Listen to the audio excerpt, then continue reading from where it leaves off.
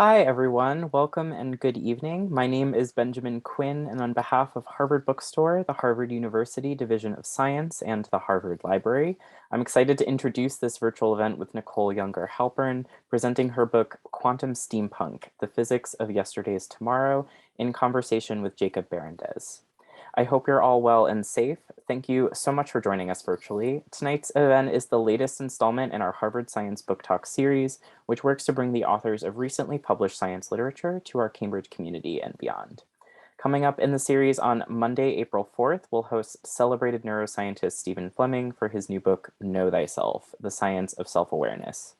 To learn more about this and our other upcoming virtual events, you can visit harvard.com and sign up for our email newsletter, or check out the page harvard.com/science for more info. I'll also be posting a link to our Science Research Public Lectures channel in the chat, where you can view previous talks you might have missed. This evening's discussion will conclude with some time for your questions. If you have a question for our authors at any time during the talk tonight, click the Q&A button at the bottom of the screen and we'll get through as many as time allows.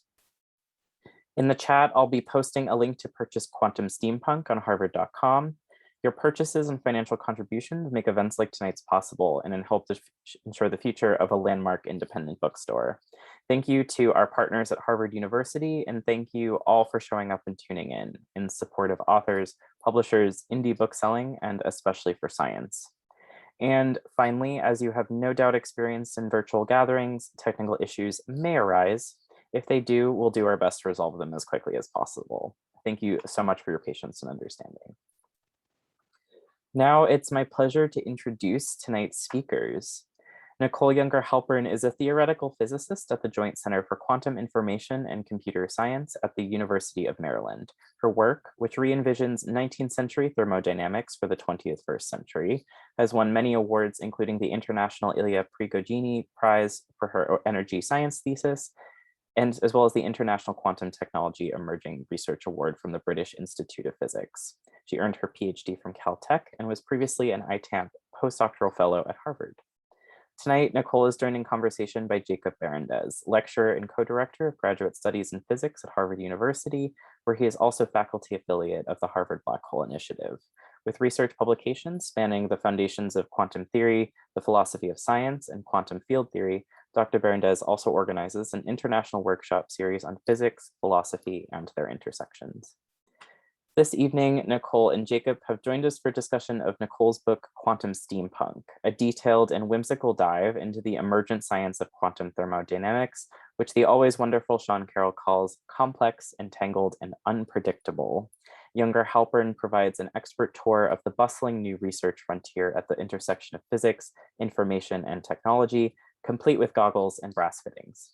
Named in part after the fantastical genre that pairs futuristic technologies with Victorian sensibilities, Quantum Steampunk similarly blends the old with the new, envisioning the scientific underpinnings of the Industrial Revolution through the lens of today's roaring quantum information revolution.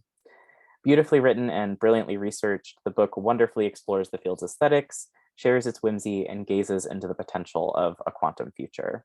We've got a lot to learn this evening, so without further ado, I am delighted to turn things over to our speakers. The digital podium is all yours, Nicole and Jacob. Thanks so much for the lovely introduction. Let me share my screen.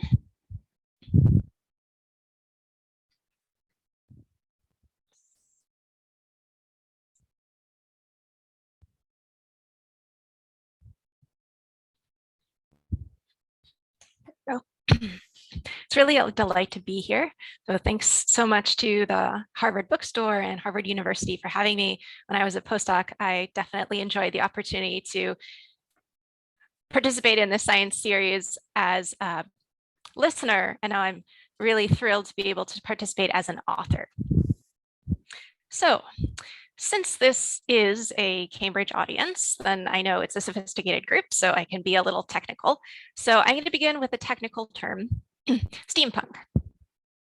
So steampunk is a genre of literature, art, and film.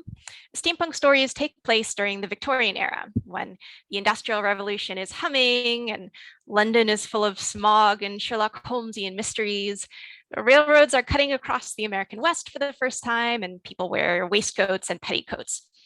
Against this backdrop are futuristic technologies, automata, time machines, submarines, and flying ships. The Canadian poet Douglas Featherling has said, steampunk is a genre that imagines how different the past might have been had the future come earlier. You might have encountered The Time Machine, this novel by H.G. Wells. It's one of the first steampunk works, as it was written during the 1800s. But steampunk is very much with us still. For instance, The Invention of Hugo Cabret was a New York Times bestseller early in the 2000s. Enola Holmes was one of the first films released on Netflix because of the pandemic. So it's about Sherlock Holmes's little sister, Enola. The film was a hit. I loved it. The sequel is coming out soon. The Nevers is a show on HBO about Victorian women who have supernatural gifts. These works reach back to the past and reach ahead to the future. This fusion of old and new creates a wonderful sense of nostalgia and adventure and romance and exploration. So fans dress up in steampunk costumes full of top hats and goggles and gears and gather at steampunk conventions. So what they dream, I have the immense privilege of having the opportunity to live. I'm a theoretical physicist, and I work at this intersection of three fields: quantum physics, information science, and energy science. In information science, we study how efficiently we can perform information processing tasks. These include solving computational problems, such as calculating a satellite's trajectory, communicating information, such as over Zoom, securing information with cryptography, and storing information in memories. Quantum physics is the study of the very small, such as just a few electrons or atoms. They behave in counterintuitive ways that familiar objects can't. For instance, you might have heard of entanglement. Entanglement is a relationship that quantum particles can share and everyday particles can't, but produces very strong correlations. So very loosely speaking, in a cartoon sort of a picture, if two atoms are entangled, then if you measure one, then you instantaneously change the other, even if one atom is with you in Cambridge and the other atom is with me in Washington, DC. Scientists and engineers are now leveraging entanglement and other quantum phenomena to build quantum technologies that process information in ways impossible for just everyday technologies. For instance, quantum computers will be able to solve in minutes certain problems that even supercomputers will take years to solve. For instance, fertilizer is extremely important across the globe. In some countries, food security is at crisis levels. In other countries, food security is at the highest levels ever in human history. We invest a lot of energy, about 3% of the entire world's energy output, in fertilizer production. Why do we use so much energy? Because we produce fertilizer using an old technique from 1909. Bacteria can accomplish the same goal much more efficiently. But those bacteria use a molecule, nitrogenase, that's too complicated for us to simulate on classical computers. But that molecule is quantum. So a quantum computer is naturally better suited to unlocking the molecule's secrets and hopefully transforming fertilizer production and energy use. It's little wonder that governments all across the world are pouring money into quantum technologies, education, and research. In 2018, Congress passed the National Quantum Initiative Act, which provided $1.2 billion for quantum technologies. Even more astoundingly, the Senate passed the act unanimously. So everyone in the Senate actually agreed on it. The quantum companies are booming. At least 3 quantum startups have spun off from Harvard: Lero, Quantum Diamond Technologies Incorporated, and Zapata. Now, this object belongs to IBM. This is not a quantum computer, although it does look cool enough to be one. It actually looks steampunk. This object holds a quantum computer, which fits on a small chip. The chip needs to be at low temperatures to support quantum behaviors such as entanglement. So this device cools the quantum computer to temperatures lower than the temperature of outer space. This device is a dilution refrigerator, or to those of us in the field, a fridge. Actually, when I told my husband that, he was indignant. He said, this cools things down to below the temperature of outer space, and you can't even call it a freezer. Anyway, cooling leads us to the third element in our triumvirate: thermodynamics. The thermodynamics is the study of energy. It was developed during the Victorian era, since engines were powering the Industrial Revolution and powering factories for the first time. People wanted to know how efficiently these engines could operate, so they developed the theory of thermodynamics with a practical bent. However, these practical questions led to fundamental questions, such as why time flows in only one direction. Now, cooling, expelling energy, is a thermodynamic task, but how do you measure the heat emitted by a quantum system that's cooling down? To measure the heat emitted by an everyday object, you could measure a system's energy, cool the system, and measure the energy again. Then the initial energy minus the final energy is the heat lost. But quantum systems are more delicate than everyday systems. Probably a number of people here have heard of Heisenberg's uncertainty principle. Werner Heisenberg helped found quantum theory during the 1920s. He intuited that if you measure a quantum system, you inevitably disturb it. So if you measure a quantum system's energy, then you change the system's energy. So how we can measure quantum heat or even conceive of quantum heat isn't straightforward. Furthermore, this fridge here is a large system of many, many atoms. What if we tried to build a fridge from a quantum system? Could we? How small could we make it? Could quantum phenomena such as entanglement benefit the quantum fridge as they benefit quantum computers? More generally, just as there are information processing tasks, such as encrypting information or communicating information, there are thermodynamic tasks, such as refrigerating and powering cars and charging batteries. Given that quantum phenomena benefit information processing tasks, can they also benefit thermodynamic tasks? How can we extend the Victorian theory of thermodynamics from large everyday type systems, such as steam engines, to small quantum and information processing systems? These questions underpin quantum thermodynamics, the field in which I work. My colleagues and I re-envisioned the thermodynamics of the 1800s for the 21st century. So we reach back to the past and ahead to the future. The resulting fusion of old and new I call quantum steampunk. So a genre of science fiction is coming to life at the intersection of quantum physics, information science, and thermodynamics. Looking forward to talking with Jacob next.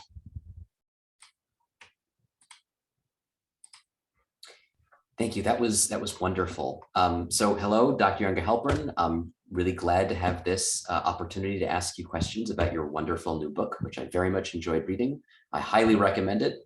There's a lot to talk about, so if it's all right, let's get started. I'm going to start in a maybe somewhat unexpected place. You argue in your book that aesthetics used to play a broader role in science. In what sense did you mean that? And why do you think it's important to incorporate aesthetics into science going forward? I'll start off by saying that aesthetics are in physics today in that we recognize that simple equations that describe very diverse systems are regarded as elegant. And there's, in some cases, an attempt to unify, to slim down theories to their basic ingredients, because that too is regarded as elegant. On the other hand, during the 1800s, even the physical instruments used in science were beautiful. They were made of wood and brass, and they had extra decoration that they didn't, strictly speaking, need to have. But they appeared to be not just tools, not just instruments, but really works of art. And if you fast forward by about a century and look at the tools of the 1960s, you'll see big, chunky gray objects. Some of the tools that we use, I think, have turned back into works of art. For instance, there's a quantum computing company based near where I am in Maryland, IonQ. They have a box that basically contains their entire setup. And it has very clean lines, it's simple, black. And so it was designed to look neat and sleek, let's say. So aesthetics might be returning to the scientific instruments we use, even though they look a bit different than the brass and wood of the 1800s. Why is it important to me to have aesthetics in my science in this way? It reminds me of the saying, you are what you eat. In a sense, you are what you use day in and day out. And I would like for our work as scientists to be beautiful. I think there's something poetic about using instruments that are beautiful as well. That's really great. So you incorporate a lot about your personal story in the book, including your path to becoming a scientist. You talk about how a painting by Robert Van Branken inspired you, and even about your own entanglement ceremony. That's really a wonderful aspect of your book, especially for students considering a career in science who might not find it difficult to visualize how, what the trajectory is of a person who goes into science. In particular, you write that you started off in the philosophy department in college. How did you end up moving toward physics, and why did you choose to incorporate so many aspects of your personal story into this book? There are many reasons why I ended up in physics. I've always loved studying everything. So I actually really didn't want to commit to any one major. I just wanted to keep studying all the disciplines I possibly could. I've always had a philosophical bent. I've always been attracted to abstract ideas. I've always loved reading, and so building universes in my head. So I loved physics and math, but I did want to keep studying everything. So I went to the philosophy department because a philosophy teacher in high school had imbued in me his curiosity about quantum physics and special relativity. And the philosophy department had some professors who were willing to work with me, but I didn't quite find what I was looking for. And I ended up finding it in the physics department, where there are some really excellent physicists who had done really foundational, wonderful research, but they were very open to looking at physics from many different points of view. So they helped me put together a major that's about halfway between the physics major and the create your own major. So I chose a number of physics courses and a few math, history, and philosophy courses related to physics. So I got to view physics from many different angles. And by the time I finished doing that in college, I determined that it really was physics that I wanted to focus on and study very deeply, which is why I went to grad school. Actually, so right after I signed up for my major with the physics department, I found this painting that you mentioned by Robert Van Branken that's discussed in the book. But I was interning in Washington, D.C. at the Smithsonian Institution Libraries. The Smithsonian, people usually think of as having museums, but it has a wonderful library system, including the Dibner Library for the rare books and special collections pertaining to the history of science. It's an amazing collection. It has second editions of Galileo's works and manuscripts handwritten by Einstein and so on, and some aesthetically quite beautiful pieces. But since I just signed up to, I just signed my soul to the physics department, I thought I should understand a little better what this scientific life that I had signed up for was. So I made my way to the National Academy of Sciences headquarters, which is in Washington, D.C. So I wandered in past security somehow. I don't know why security let me in, but I found myself basically in the lobby in front of this beautiful painting that had a steampunk style. And I actually have a copy of it right near my desk. It has some instruments like a globe and I think a compass, and there are some equations that are written around. If you wouldn't mind holding it up, because it's a very interesting painting. Can you reach it from where you are? Just about. Can you see that? Bring it a little bit closer because it's being filtered out. Let me. Yes, that's a little better. Maybe it's a little hard to see because the background is filtering it. Yeah. Yes. That's much better. Yeah. And it has this beautiful gaze onto the sky outside and the fashion of inspiration and aspirations. So I just fell in love with it. And then a few years later, during my PhD, after I had really committed myself to the scientific life, I emailed the painter, Robert Van Branken, and said, this is painting has really stuck with me ever since I wandered into the National Academy of Sciences headquarters. Do you have any prints that I could buy? And he just sent me some prints. It was very kind of him. And so I keep a copy by my desk. And actually this painting is even more significant to me because it's called Everything at Once or One Thing at a Time. And if anyone here knows anything about quantum physics, then you know that one feature of quantum systems is that they can be in superpositions. For instance, if you have an electron, then in a very loose, hazy sense, it can sort of behave as though it's in multiple places at the same time. But if you measure its position, then your detector will read out only one position. And so I think of superposition as an answer to the question, everything at once or one thing at a time, namely everything at once. And then another very important aspect of quantum physics, namely measurements, is the other answer, just one thing at a time. That's great. So you start each chapter with a snippet from what sounds like a quantum steampunk novel. Could you maybe tell the audience a little bit about that? What inspired you to incorporate these snippets into your book? Do the names of the characters have any significance other than that they happen to be A, B, C? Sure. So the book is mostly nonfiction, but there is at the beginning of each chapter this excerpt from an imaginary quantum steampunk novel that lives in my imagination. I tried out this technique in an article that I'd written for Scientific American that was published in 2020 because I thought it would just be fun to play with steampunk motifs in work about serious science. And there is in steampunk a feature that you'll often find in many stories is this very spirited, vivacious young girl who refuses to be defined by the expectations of Victorian society and limited by their corsets. Another feature is the dark and Sherlock Holmesian type streets of Victorian London that are dangerous at night. So I thought it would be fun to put in, sort of play with these steampunk elements in the book, especially since the science quantum steampunk, I think, is fun and really imaginative.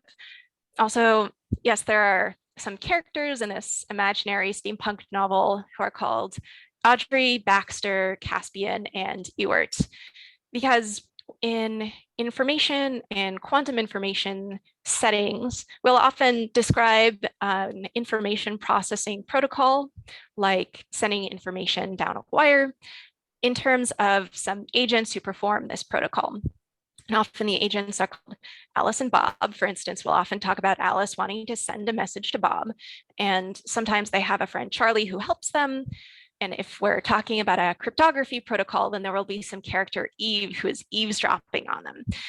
And I think it's really useful to think in these terms of people who are performing a protocol, and you can analyze the protocol asking, what can these characters achieve? What can these agents achieve if they have just classical resources, or what can these agents achieve if they have quantum resources? And that's how we learn the difference between the classical world and the quantum world.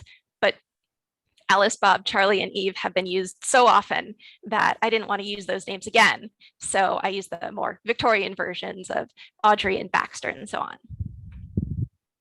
That's great. So actually, this is a good segue into my next question. You were talking about using these pieces of this imaginary quantum steampunk novel to help your readers understand differences between classical and quantum phenomena. What's the best way, in your mind, for people to think about the difference between quantum computers and ordinary, classical computers, like the kinds that we have on our desks? One way to think of them is that quantum computers use entanglement. That's very key to quantum computers. Entanglement is this relationship that quantum particles can share. It makes the particles very strongly correlated. Another way to think about what separates classical computers from quantum computers is what one can do well that the other can't do as well. For instance, quantum computers are very good at simulating quantum materials and molecules. So they'll be very useful, and they've started to be useful for research and development into material science and chemistry. There are also certain optimization problems that quantum computers might be more useful for. So some, for instance, companies are trying to see if there are possible applications to things like traffic flow. And there are also some cryptographic protocols, such as one of the most famous cryptographic protocols that we've probably used in our everyday lives is based on how it can be very difficult for a classical computer to find prime number factors of a very, very large number. And so if you name some very, very large number and ask what are the prime factors of that number, it'll take a classical computer a long time to solve this problem. You can imagine growing the size of this number that you're supposed to factor, and the size of the classical computer that you need will grow exponentially. And meanwhile, the size of the quantum computer that you need to solve that problem will grow much more slowly. And so you need fewer quantum resources. The quantum computer is better equipped to handle this problem. So not all problems are well suited to quantum computers. For instance, I don't recommend doing your taxes on quantum computers, but certain problems it can excel at. And these tend to be the problems where the size of the classical computer that you need will grow exponentially in the size of the input, the problem you're trying to solve. It's become a bit of a cliche when talking with someone who is an expert in quantum technologies to ask, do you ever get a little nervous when you say that, oh, probably we're not going to ever need a quantum computer to do your taxes? You know, that you might be remembered as people many decades ago who used to talk about how the world will only need 5 computers and they'll only be at major universities and ordinary people will never need computers. Do you ever worry about that, or do you feel like we're on more solid ground in saying that, you know, quantum computers? I hope that's the situation. It's at the moment, we don't directly foresee that people will have quantum computers in their homes, but I really hope that it turns out to be the case that the algorithms that we have, the problems that we find that we can solve expand so much that quantum computers do enhance our lives in ways that we don't imagine now. So I think that's a wonderful potential. Do you have a sense at this point about when quantum computers might become, you know, widespread, genuinely widespread? Are we talking 10 years? Are we talking 50 years, 100 years? Or is it really just not possible to say anything at this point? It depends on which type of quantum computer we're talking about. There are 2 classes of quantum computers. There are quantum simulators. These are computers that are well suited to solve just problems in a specific class. For instance, they might be able to simulate materials of a certain type.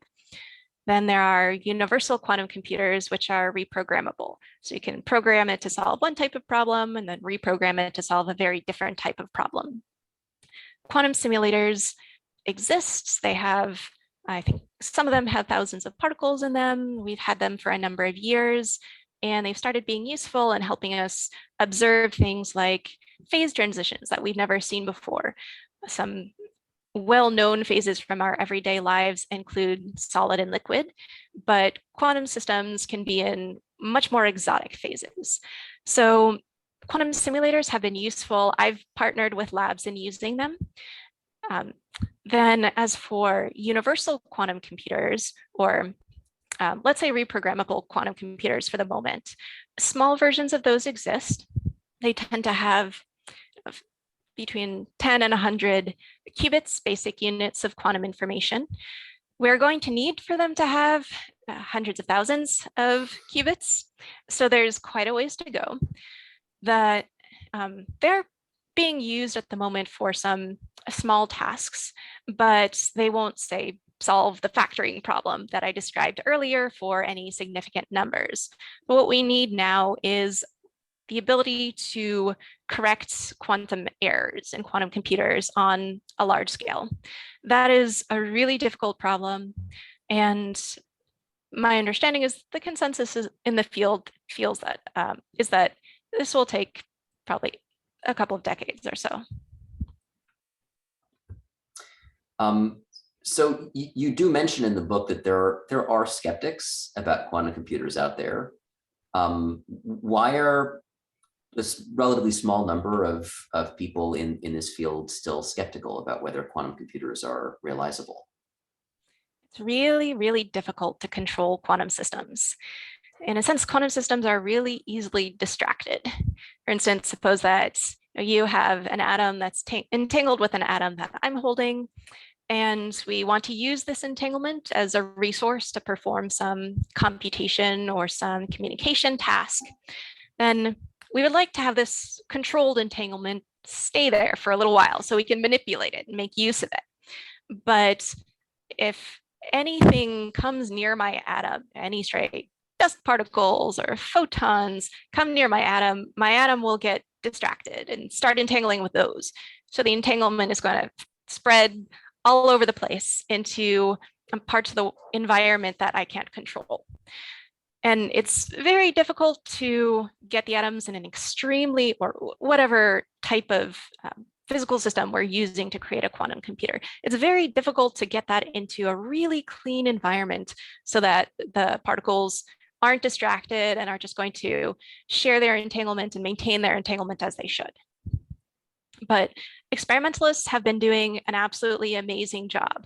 What they can achieve now, the founders of quantum theory thought would be impossible.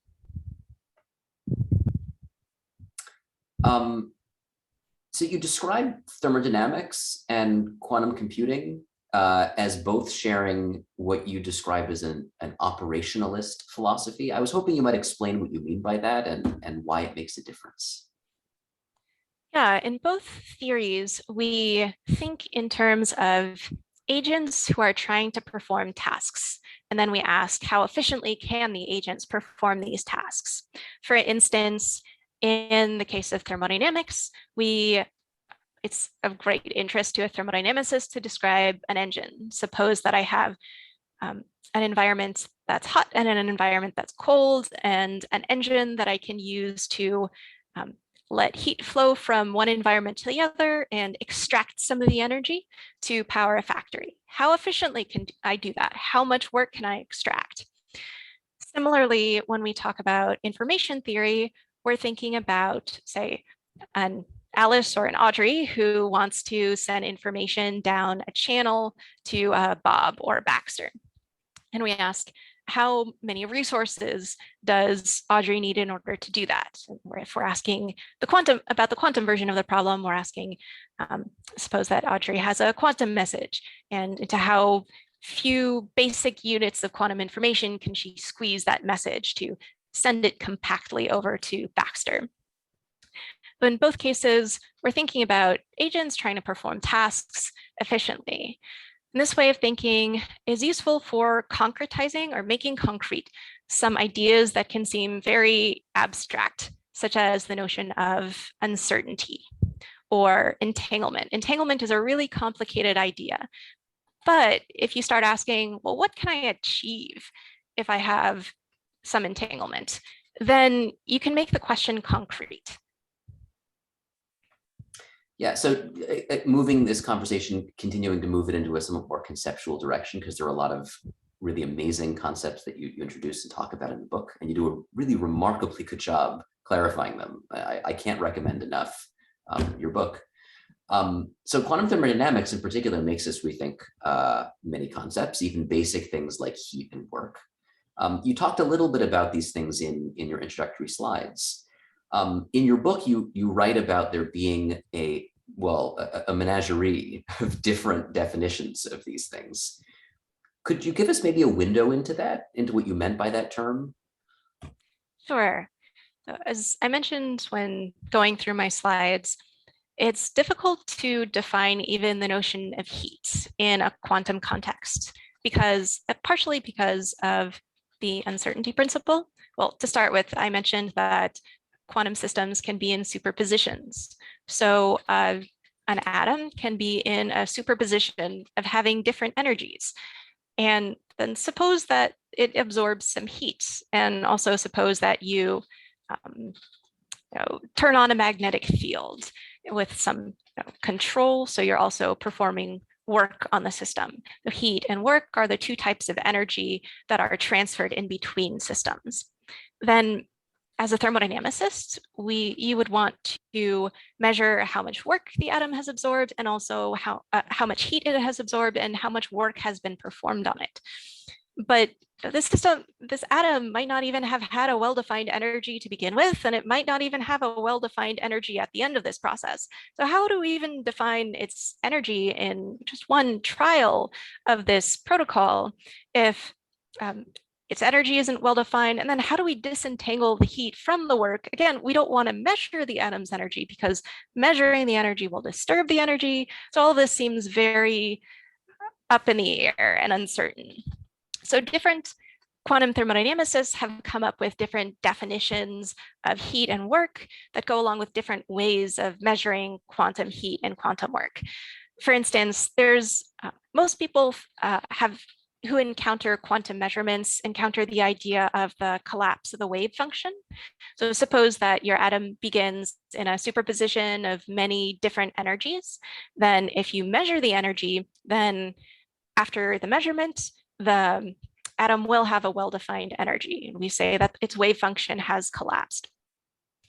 But quantum measurements can actually be more subtle, and you can measure a system just weakly so that you don't actually disturb it very much. Although on the other hand, you don't get a whole lot of information about how much energy it has. So you're not really sure how much energy it has.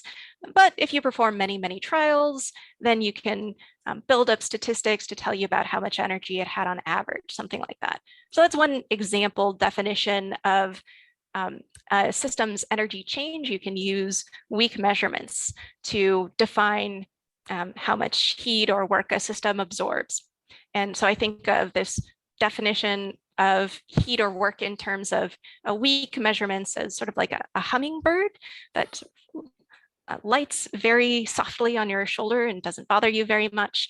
And in the book, I associate the different definitions of quantum heat and work with different species in what I think of as a Victorian menagerie. So actually, every time I find a new definition of quantum heat or work, I store it in a file that I called Menagerie of Quantum Heat and Work.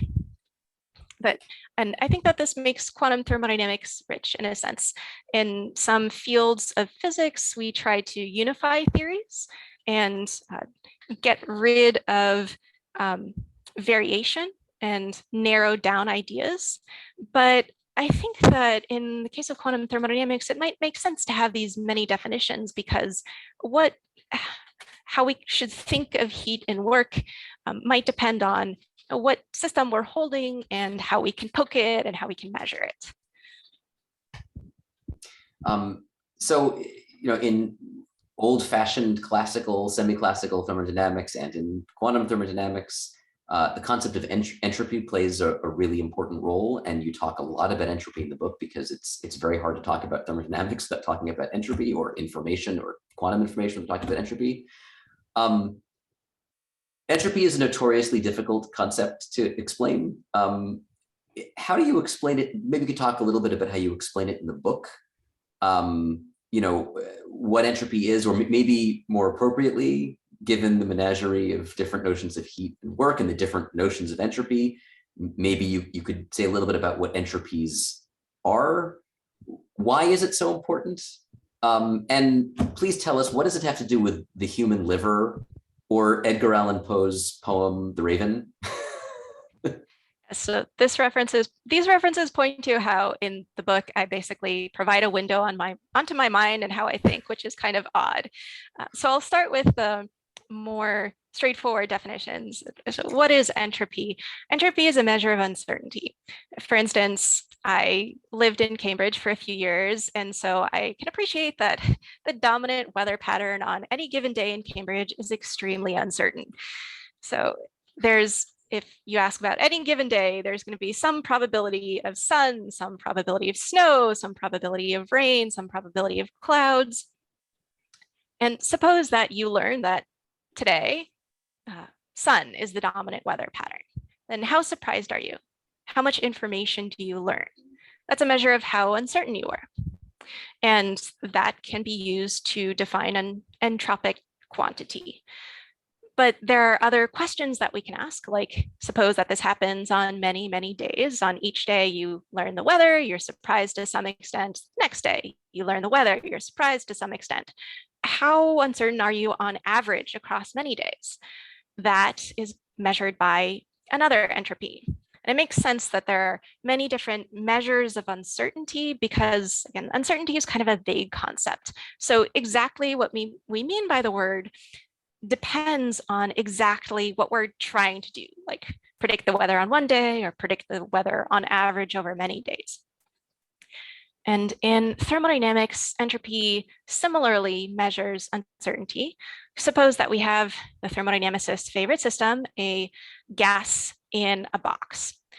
And suppose that we know that the gas has some energy and some volume and some number of particles. That's all we know.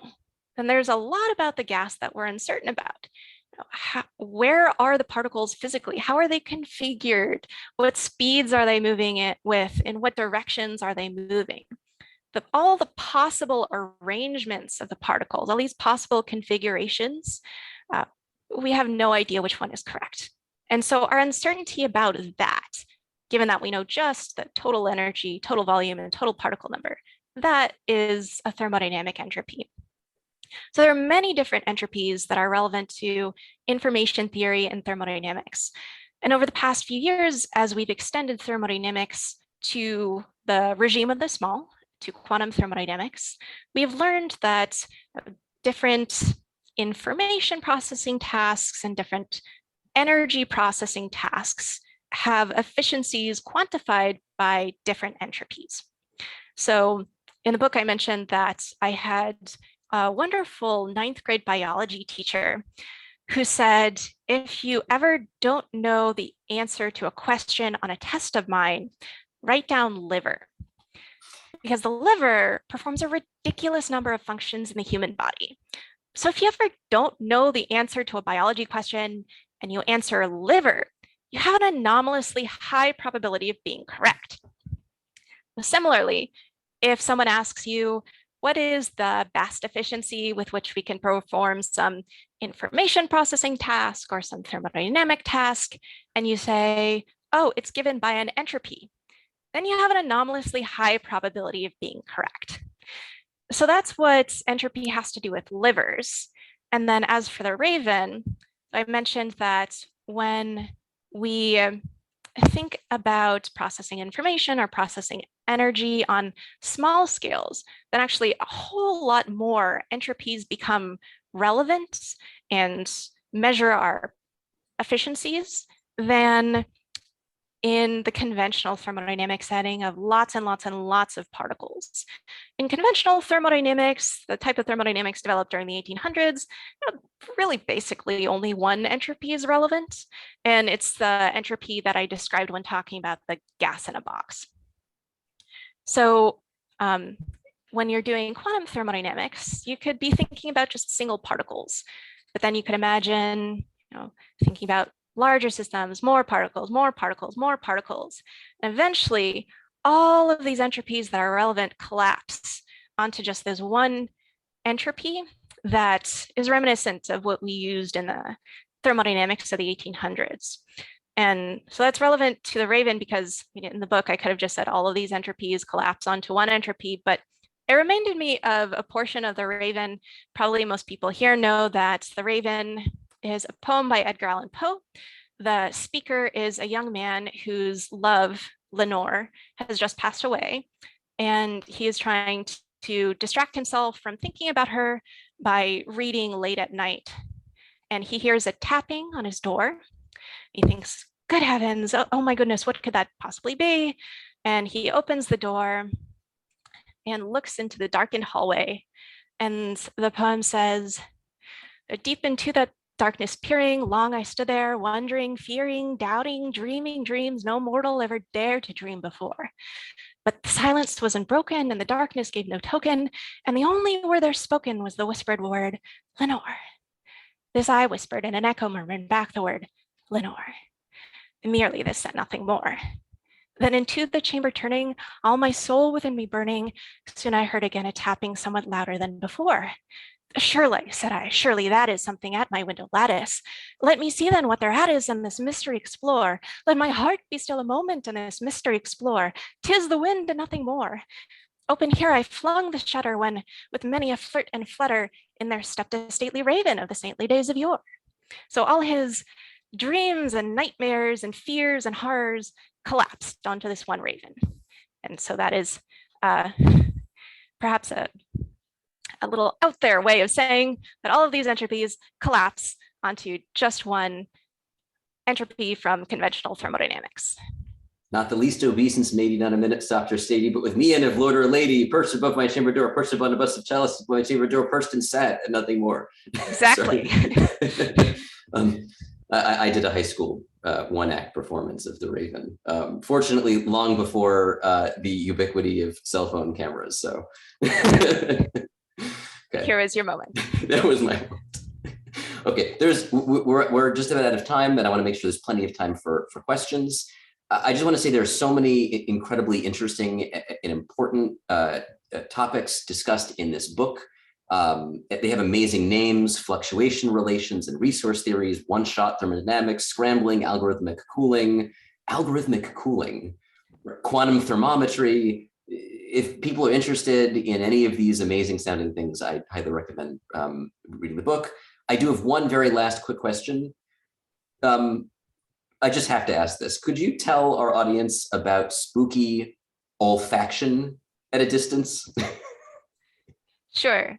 So entanglement is often called spooky action at a distance because that's what Einstein called it. Because in this very cartoon picture of how entanglement works, if you have an atom and I have an atom, we entangle them, and then we bring them as far apart as we please.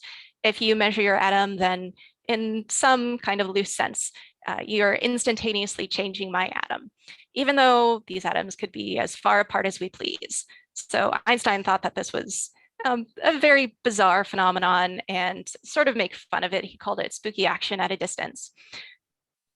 Nowadays, as I mentioned when presenting my slides, quantum technologies and concepts and so on are incredibly popular, not only with governments and with companies, but also in Hollywood, just all over the place. So all sorts of random products are called quantum. There's a quantum dishwashing detergent, and a colleague of mine posted a photo on Facebook of him holding up a deodorant called quantum deodorant.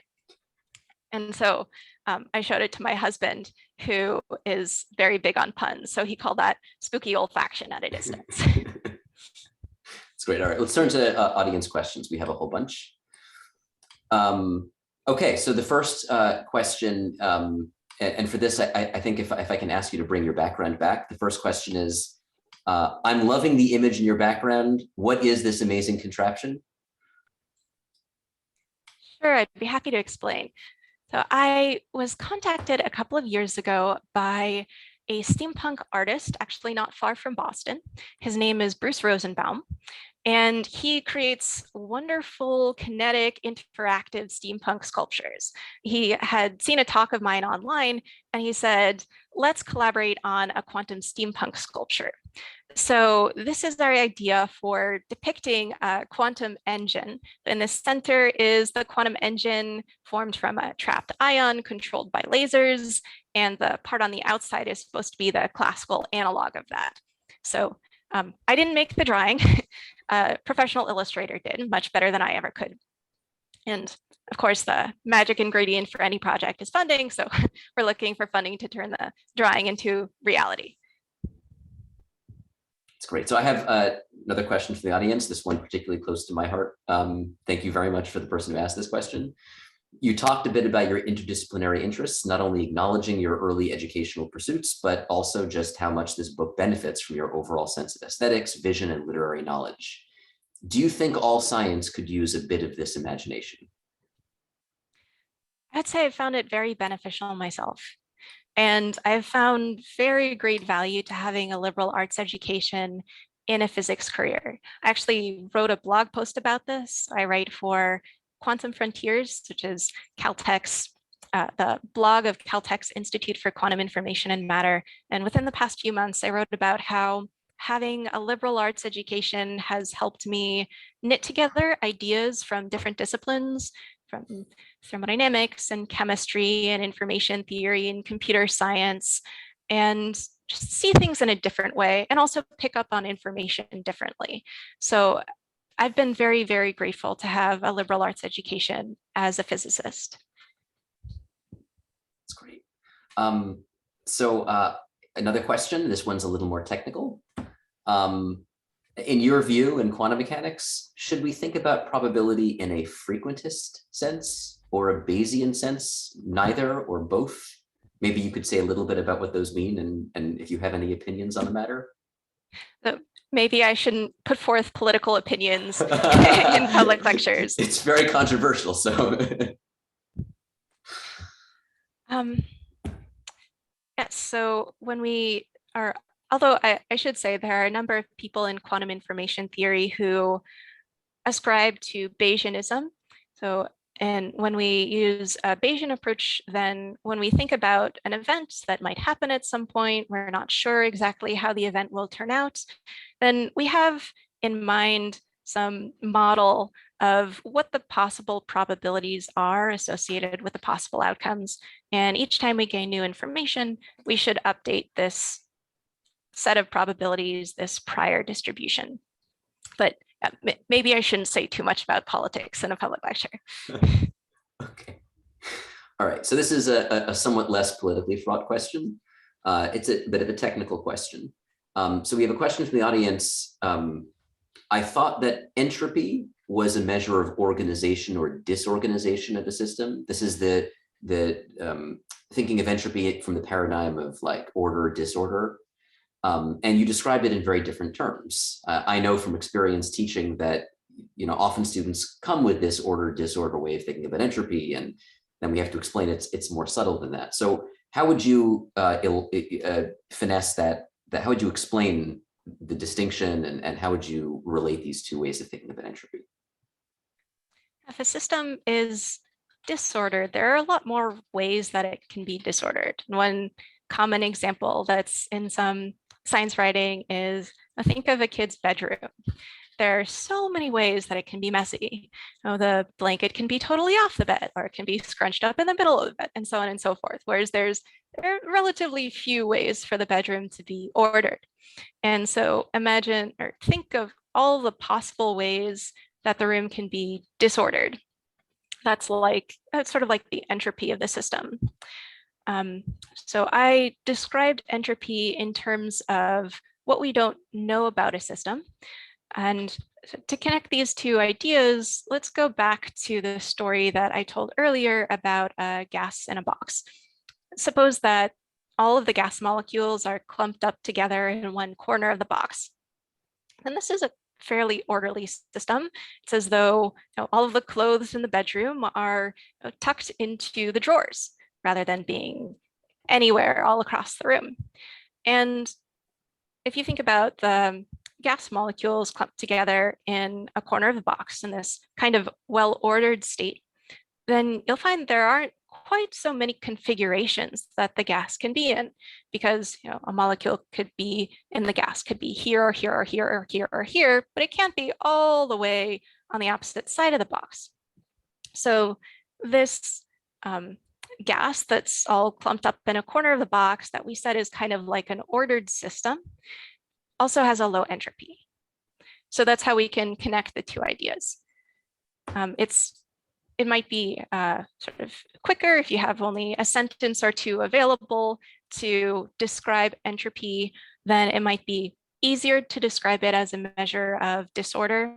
But I often feel like a more precise definition is in terms of what we don't know about the system.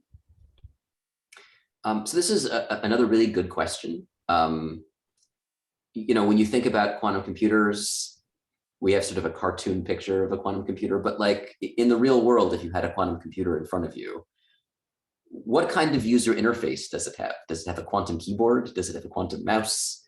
And you mentioned that there are some, that there exist some actual physical implementations of quantum computers today.